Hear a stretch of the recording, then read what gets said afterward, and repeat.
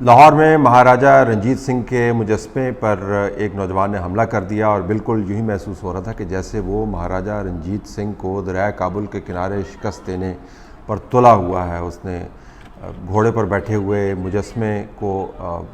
اتار کے نیچے پھینک دیا، اس کو توڑ دیا، اور پیچھے آپ کو مسلسل آوازیں بھی سنائی دے رہی ہیں کہ کیسے اس کو ایک شے دی جا رہی تھی اور کس طرح اس کے ارد گرد جو لوگ موجود تھے اس کو روکنے کی کوشش کر رہے تھے، لیکن روک ٹوک پر وہ باز نہ آیا اور اس نے مجسمے کا تیا پانچا کر دیا اور ایسی کی تیسی ہو گئی۔ اب وزیر اعظم پاکستان عمران خان پچھلے دنوں فرما رہے تھے کہ وہ پاکستان میں مسلم ٹورزم کو پروموٹ کرنا چاہ رہے ہیں۔ ہمیں نہیں پتہ تھا کہ ٹورزم بھی دین کے ساتھ جڑا ہوا ہے۔ ٹورزم کو تو ہم ٹورزم کے طور پر جانتے تھے، لیکن وزیر اعظم صاحب کا خیال ہے کہ مسلم ٹورزم کو وہ زیادہ پروموٹ کرنا چاہ رہے ہیں۔ اس سے مراد شاید ان کی یہ ہوگی کہ اسلامک کنٹریز سے جو لوگ یہاں پر آئیں گے وہ مسلمان ممالک کے ٹورزم کی کیٹیگری کے اندر آئیں گے۔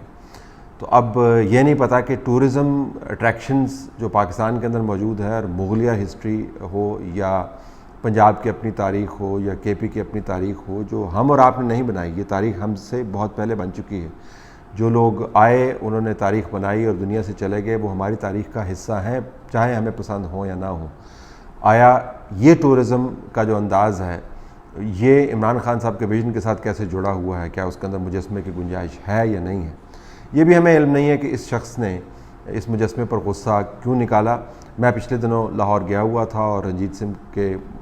مجسمے کو دیکھ کر مجھے یہ تقویت ہوئی کہ کم از کم تاریخ کا ایک حصہ ایسا ہے، اور اس طرح کی بہت ساری ایسی جگہیں ہیں جہاں پر آپ کو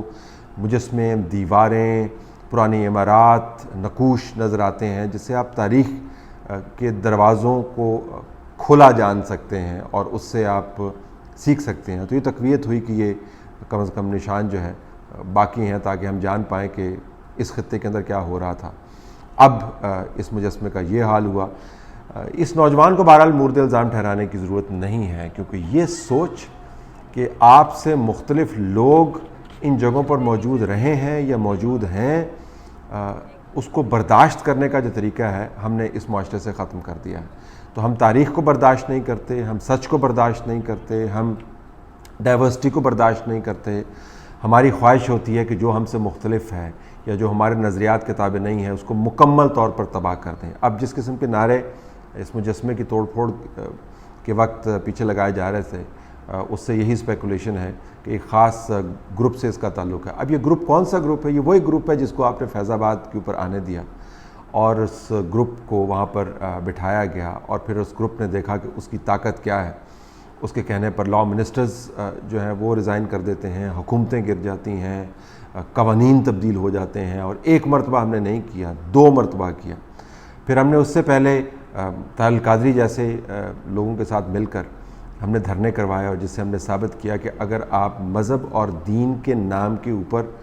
سیاست کرنا چاہیں یا کوئی بھی کام کرنا چاہیں تو اس کی کوئی حد نہیں ہے۔ آپ سڑکوں کے بیچ میں قبریں کھود سکتے ہیں، آپ چلتی ہوئی حکومتوں کو گرا سکتے ہیں، آپ لوگوں کے اوپر فتوے جاری کر سکتے ہیں۔ تو مجسمہ توڑنا تو بہت چھوٹا سا کام لگتا ہے۔ تو جب آپ نے تربیت ماشاءاللہ ریاستی لیول کے اوپر یہ کر دی ہے، اور جب آپ نے سیاسی طور پر ایسی سوچ کو پنپنے کا موقع دیا ہے، تو پھر ان نوجوانوں کے اوپر آپ کیا اعتراض کریں گے؟ ان کو سکھایا ہی یہی گیا ہے کہ آپ نے تاریخ کے ساتھ کیا کرنا ہے، آپ نے اپنا نقطہ نظر دوسروں کے اوپر لاگو کیسے کرنا ہے، اور اس کا تعلق سیاست کے ساتھ بھی جڑا ہوا ہے۔ جب وہ یہ دیکھتے ہیں کہ حکومتی جماعت جو ہے وہ اپنے علاوہ سب کو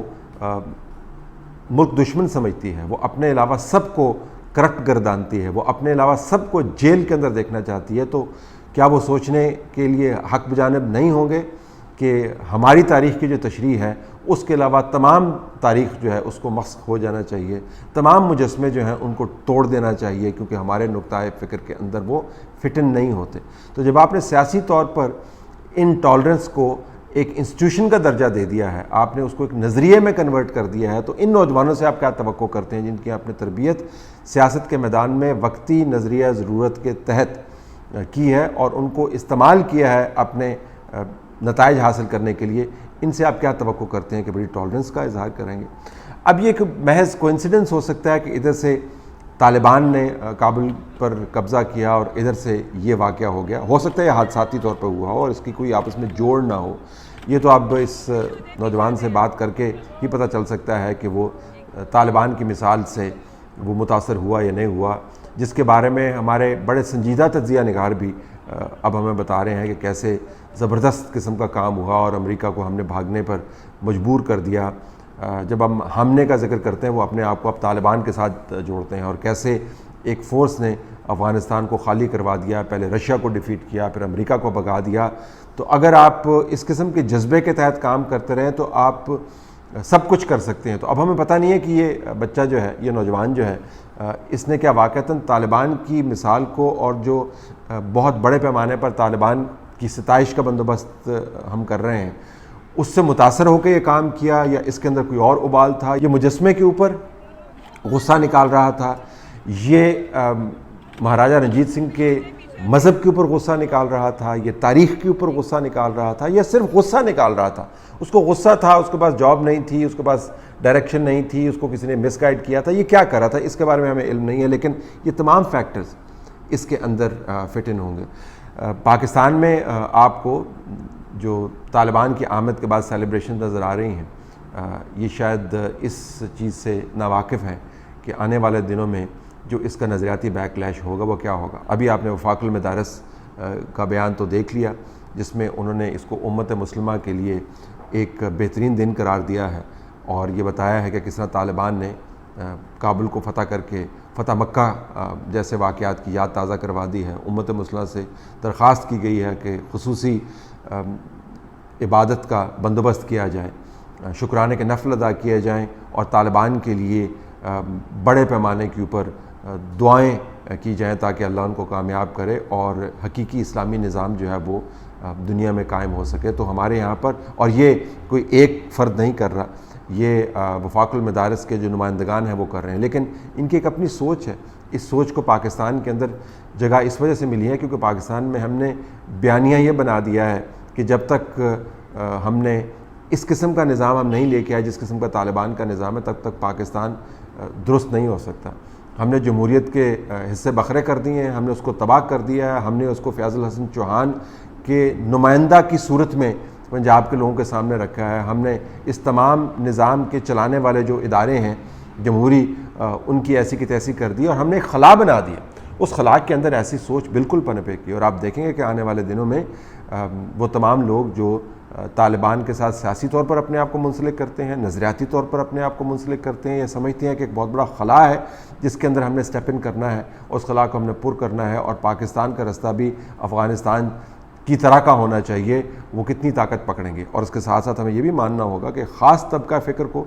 پچھلے 3-4 سال کے اندر ہم نے باقاعدہ ریاستی سرپرستی دی ہے.